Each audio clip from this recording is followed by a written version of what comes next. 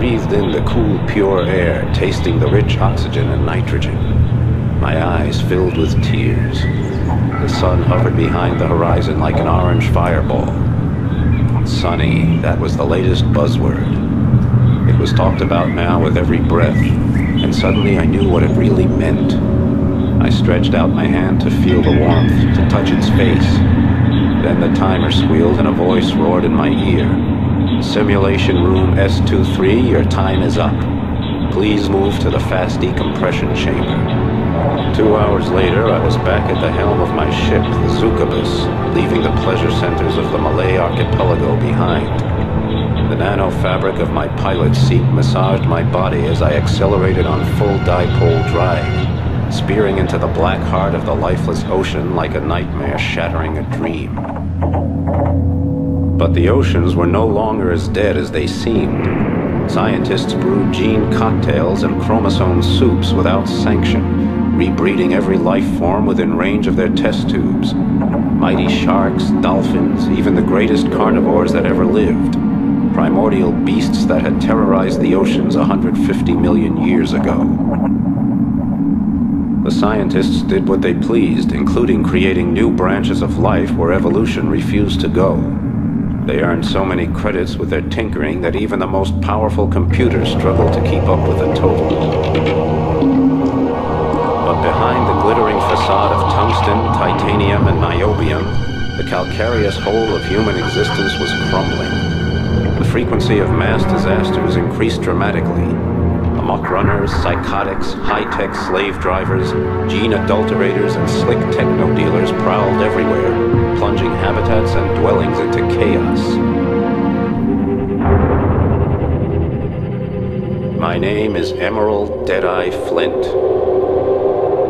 I'm tracking down the remaining bionts scattered throughout the oceans. Each one a potent germ posing danger to the world of Aqua.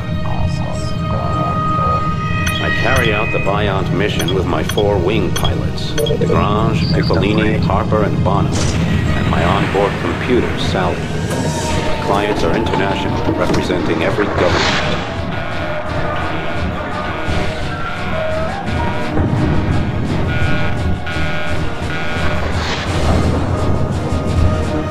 When the Bionts appeared out of nowhere 5 years ago, aiming to extinguish human life in the oceans, I had no objection.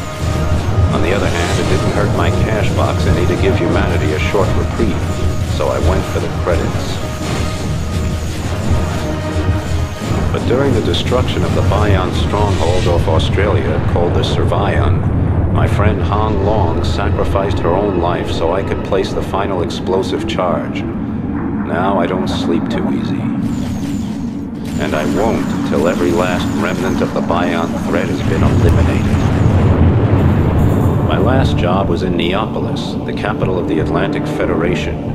Neapolis, home to the eccentric techno-bourgeois, a genetically zapped and nanotuned group wasting their senseless lives trying to establish the optimal political system in Aqua.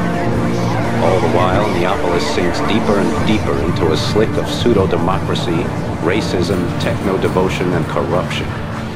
Now the new line, who call themselves Democrats, are making the capital ungovernable, leading only to endless discussions, bureaucratic acrobatics, and a weakened city with a leaderless army. I was glad I was finished there and on my way to the tornado zone in the Eastern Pacific. People take drugs in the tornado zone instead of ingesting nanorobots for cures, and their free-thinking attitude translates into free action as well. I was homesick, and I missed every screwball and dangerous freak who'd be waiting there to greet me.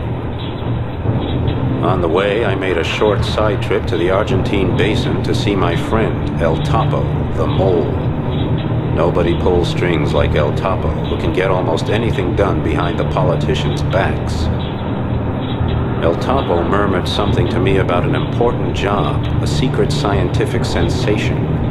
I got a little bored until he came to the part about earning lots of credits.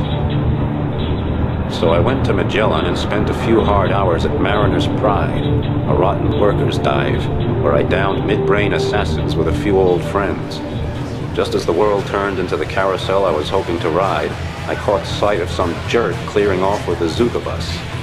I had never thought about that happening. Someone just stealing my ship out from under my nose. But there it went. Suddenly I was back to square one again in my old stomping ground.